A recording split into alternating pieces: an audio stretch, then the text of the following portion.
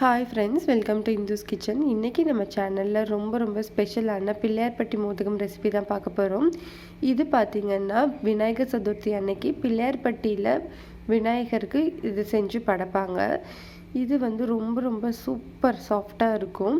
நம்ம ரெசிபிக்குள்ளே போகிறதுக்கு முன்னாடி நம்ம சேனலை சப்ஸ்கிரைப் பண்ணாதவங்க ப்ளீஸ் சப்ஸ்கிரைப் பண்ணுங்கள். கூடவே பெல் ஐக்கானையும் கிளிக் பண்ணுங்கள்.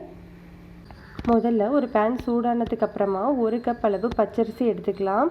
நான் வந்து இன்றைக்கி 100 கிராம் அளவு பச்சரிசி எடுத்திருக்கேன். இதை வந்து நம்ம மீடியம் ஹீட்லேயே வச்சு நல்ல வாசனை வர வரைக்கும் வறுத்துடலாம். இது இந்த அளவுக்கு நல்லா வறுத்ததுக்கு அப்புறமா நம்ம ஒரு பிளேட்டில் கொட்டி ஆற விட்டுடலாம். நம்ம அரிசி எடுத்த அதே கப்பில் 1/4 கப் அளவு பாசிப்பருப்பு எடுத்து அதையும் நம்ம நல்லா வந்து வாசனை வர வரைக்கும் வறுத்துடலாம். ஹை ஃப்ளேம் யூஸ் பண்ணக்கூடாது, மீடியம் ஃப்ளேம்லேயே வச்சு நல்ல வாசனை வர வரைக்கும் வறுக்கணும். இதை நீங்கள் நல்லா வறுத்துட்டிங்கன்னா நம்மளுக்கு கொழுக்கட்டை வந்து ரொம்ப சாஃப்டாகவும் இருக்கும், டேஸ்ட்டாகவும் இருக்கும். பாருங்கள், இந்த அளவுக்கு நம்ம நல்லா வறுத்தாலே போதும். இதையும் நம்ம ஒரு பிளேட்டில் கொட்டி ஆற விட்டுடலாம். இதில் நம்ம இப்போ ஒரு 3 ஏலக்காய்களையும் சேர்த்துடலாம். இது எல்லாமே நல்லா ஆறுறதுக்குள்ளே நம்ம வந்து வெள்ளைப்பாக்கும் ரெடி பண்ணிடலாம். ஒரு கடாய் வச்சுருக்கேன். அதில் வந்து 3/4 கப் அளவு வெல்லம் சேர்த்துருக்கேன். 1 கப் அளவு தண்ணி. 1 கப் அளவு பச்சரிசி நம்ம சேர்த்தா 3/4 கப் அளவு வெல்லம் வந்து ரொம்ப கரெக்டாக இருக்கும். உங்களுக்கு வந்து இனிப்பு அதிகமாகவோ கம்மியாகவோ வேணும்னா நீங்கள் வந்து உங்களுக்கு ஏற்ற மாதிரி நீங்கள் சேர்த்துக்கலாம்.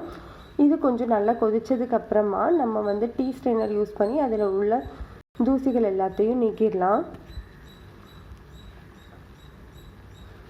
இப்போது நம்மளோட அரிசி பருப்பு எல்லாமே நல்லா வந்து ஆறிடுச்சு. இதை மிக்சியில் போட்டு ரவை பக்குவத்துக்கு நம்ம அரைச்சி எடுத்துகிட்டு வந்துடலாம்.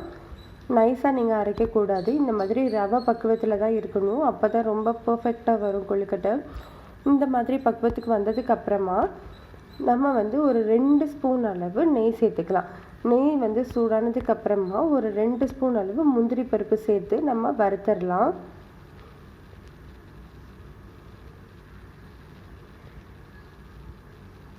இப்போது இதில் வந்து நான் ஒரு 1.25 கப் அளவு தண்ணி எடுத்திருக்கேன்.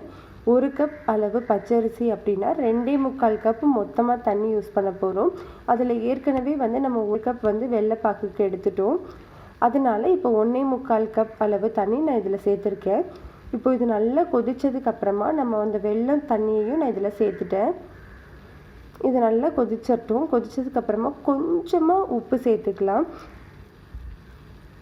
இப்போது நம்ம வந்து கொஞ்சமாக இதை போட்டு கட்டி இல்லாமல் நல்லா கலக்கிடலாம். இந்த மாதிரி நல்லா வந்து கலக்குனிங்கன்னா வந்துடும். இந்த மாதிரி நல்லா எல்லாமே ஒன்று சேர்ந்து வர டைமில் நம்ம இதை ஆஃப் பண்ணிடலாம். ஆஃப் பண்ணுற டைமில் ஒரு 2 ஸ்பூன் அளவு தேங்காய் சேர்த்துக்கலாம், துருவின தேங்காய் சேர்த்துட்டு இது வந்து நல்லா கிளறிட்டு ஒரு 5 நிமிஷம் வச்சிட்டிங்கன்னா மிதமான சூட்டுக்கு வந்துடும். அதுக்கப்புறமா நீங்கள் ஈஸியாக கொழுக்கட்டை பிடிக்கலாம். இப்போது நம்மளுக்கு கை பொறுக்கிற சூடு வர வரைக்கும் நம்ம வெயிட் பண்ணலாம். இப்போ பாருங்கள், நம்மளுக்கு கரெக்டாக இருக்கும். இதில் நான் வந்து கையில் நெய் தடவிக்கோங்க. நெய் தடவிட்டு நம்ம நல்லா உருண்டைகளாக பிடிச்சி எடுத்துடலாம். இந்த மாதிரி நம்ம ஒன்றொன்றையும் பிடிச்சி எடுத்துடலாம் தனித்தனியாக.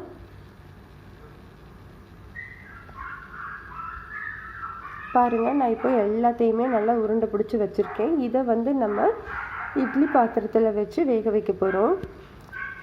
இப்போது நம்ம இட்லி பாத்திரத்தில் இது எல்லாத்தையுமே அடுக்கிட்டு ஒரு 10 நிமிஷம் வந்து நம்ம வேக வச்சா ரொம்ப சூப்பரான பிள்ளையார்பட்டி மோதகம் ரெடி ஆயிரும்.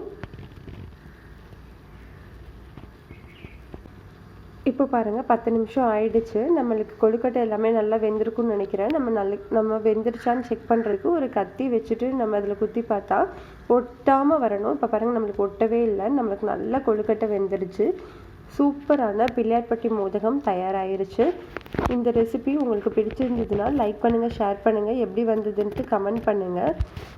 கூடவே சப்ஸ்கிரைபும் பண்ணி வச்சுக்கோங்க.